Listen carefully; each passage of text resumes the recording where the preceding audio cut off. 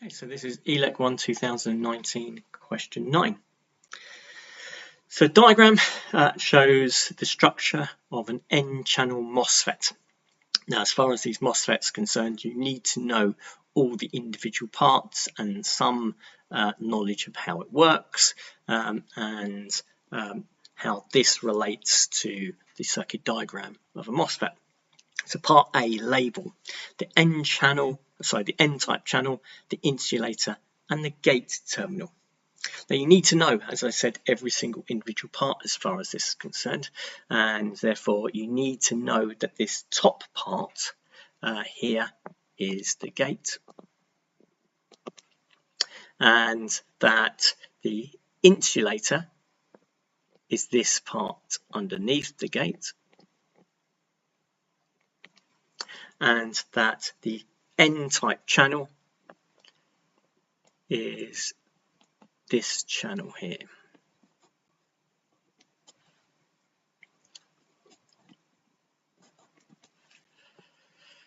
Okay, part B. An NPN bipolar transistor is described as current controlled, whereas the MOSFET is voltage controlled. Explain the distinction between bipolar transistors and MOSFETs. Well, this again is just rote learning, and what you need to realize for a transistor is a small change in IB, the base current, creates a larger change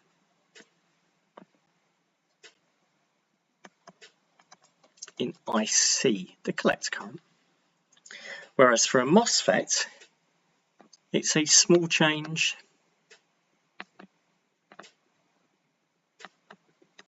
in VGS, the voltage between the gate and the source, produces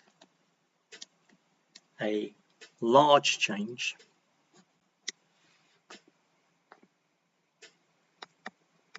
in IDS,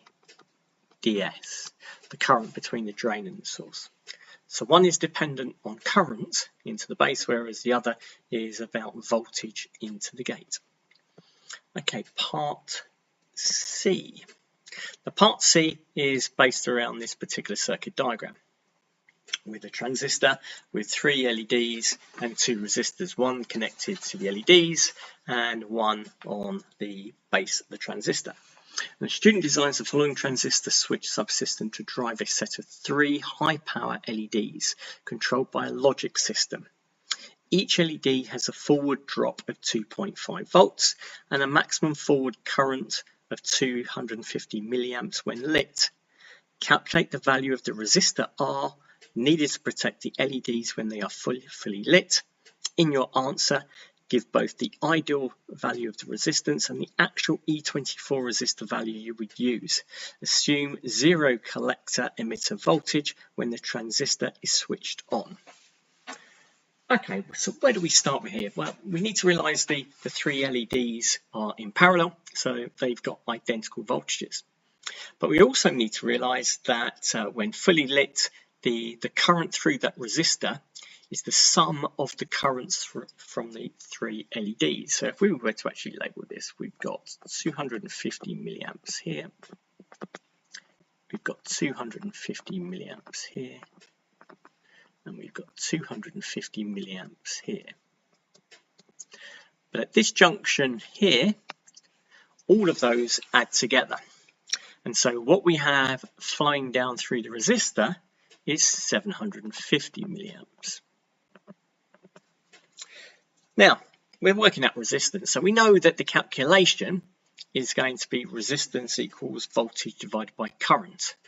So we need to work out the voltage in the resistor, and that's where we come back to the caveat in the brackets at the end of the question, which says assuming 0 collector emitter voltage when the transistor is fully switched on. So between the collector and the emitter, we've got no voltage. So we just have to take into account the voltage across the LEDs to work out the voltage across the resistor. All right, so when we're doing our calculations, that's the first thing that we need to do. We need to work out the voltage across the resistor. And the voltage across the resistor is going to be the voltage of the supply minus the voltage across the parallel LEDs. And so we get 9.5 volts for the voltage across the resistor. And now we can do our calculation for resistance. Resistance is equal to voltage, and this is the voltage across the resistor, divided by current, and that is the current through the resistor. So let's just put R there.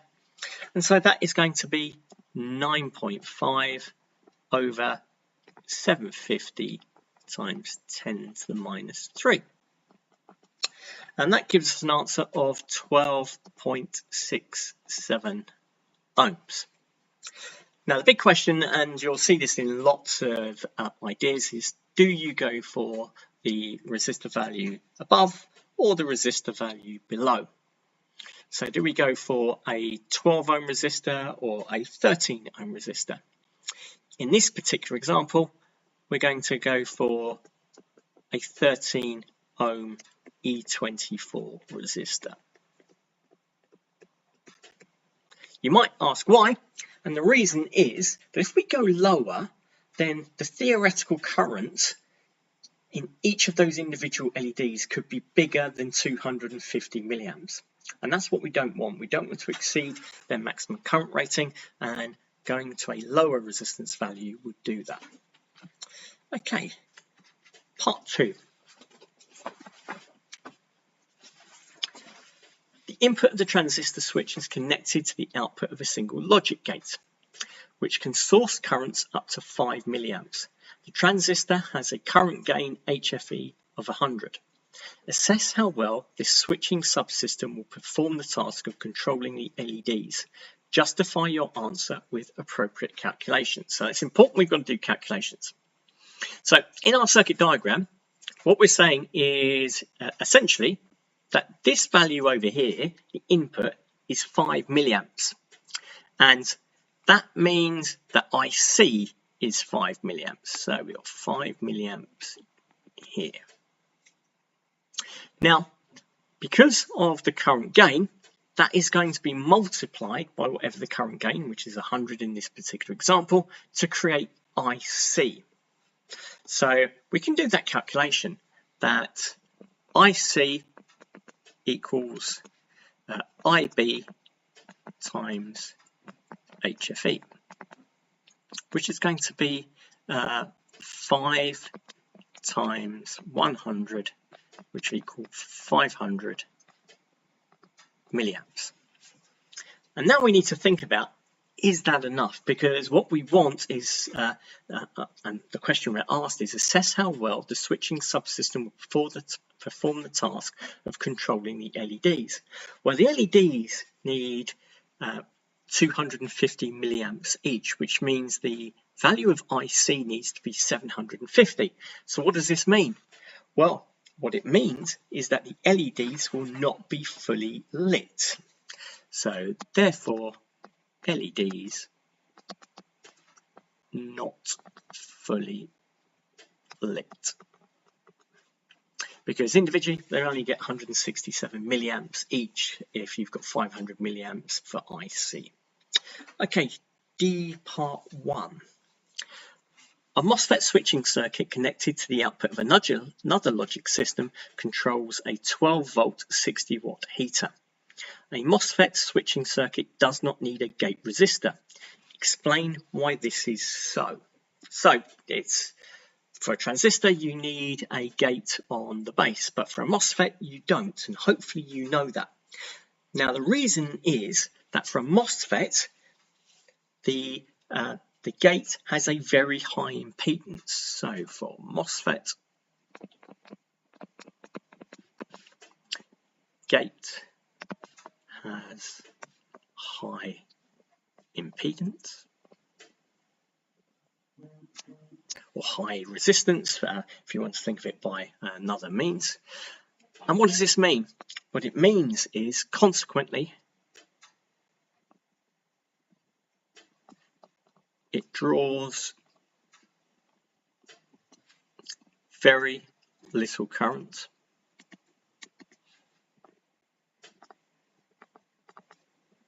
Put 2 R's in there.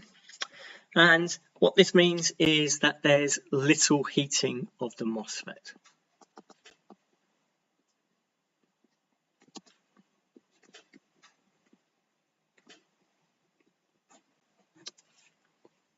Okay, part 2. So for part 2, we've got an incomplete circuit diagram, and the question basically says complete the circuit diagram for this system. Well, what we need to draw is our N-channel MOSFET, and we need to make sure that this is accurate. And you need to practice this because the diagrams for N-channel and P-channel both can come up, but the N-channel is more likely to come up because it's the only one you're going to be asked in this form of question. Well, when you're drawing it, what you need to realize is that you've got the gate, and that is separate to the source and the drain. You have 3 small bars in between. The bottom 2 are attached to 0 volts, and the top one is attached to whatever your load is. And the only other thing we need to not forget is that we need to put in an arrow, and the arrow goes in the middle one, and then we just need to connect the output from the logic system to our gate, and just make sure that we've got the terminal connection. And that should be sufficient for the 2 marks. Okay, part 3, part 1. It says logic level 1 from output voltage from the logic system is 10 volts. The MOSFET has an on resistance RDS on of 0.2 ohms. Calculate the transconductance GM of the MOSFET. Well, this is just a straightforward calculation. The equation we want to use is GM equals ID over VGS minus 3.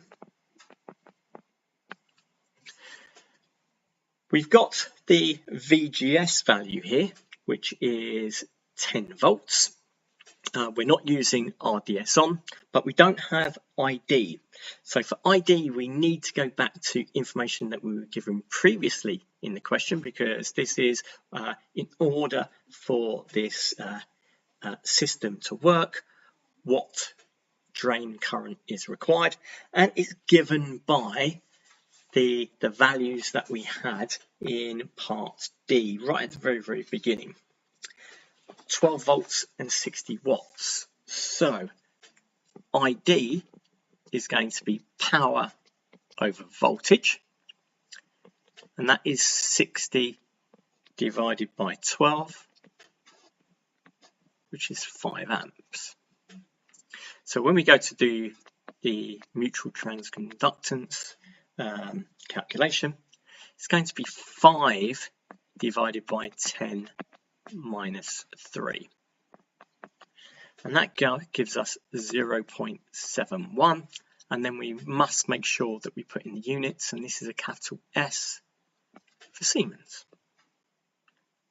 And then part 2, the power dissipated in the MOSFET when the heater is fully switched on. Now there's plenty of different power calculations you can do, I times V, V squared over R, but the one that you need to use for this involves current and resistance, and so we're going to use I squared R, and in this particular example it's ID squared times R ds on, and that's the resistance between the drain and the source when the MOSFET is on.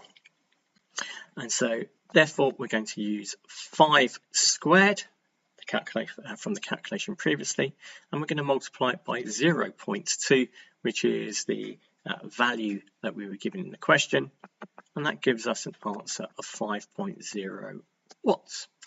And that concludes question 9.